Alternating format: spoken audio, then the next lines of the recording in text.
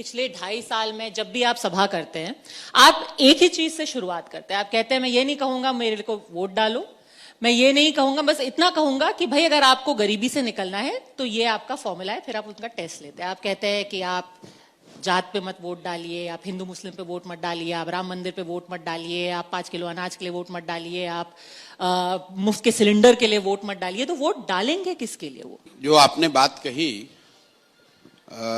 सिर्फ बिहार में ही नहीं, जनरली लोकतंत्र से जो लोग जुड़े हुए हैं पूरे देश में, बहुत इंटेलिजेंट लोग भी अपना ज्यादा समय इस बात पर लगाते हैं कि वोट किसको दिया जाए।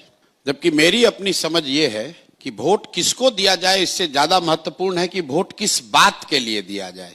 और उसी बात को मैं गांव देहात की भाषा में लोगों को समझाता हूं कि बिहार में आपने अपने जीवन में जिसको भी वोट दिया, तो जिस चीज के लिए आपने वोट दिया हो, चाहे आपने वोट लालू जी को दिया, नीतीश को दिया, मोदी को दिया, कांग्रेस को दिया, जिस चीज के लिए भी आपने वोट दिया वो चीज कहीं ना कहीं आपको मिली है।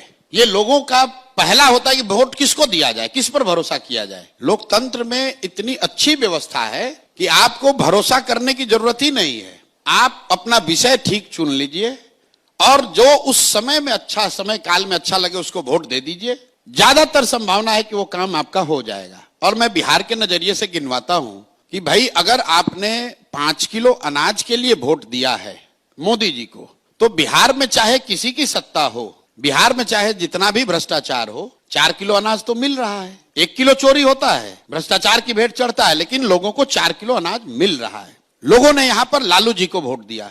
लालू जी के लोग यहां आएंगे, कहेंगे कि हमको लालू जी ने यहां गरीबों को सम्मान दिया, आवाज दिया।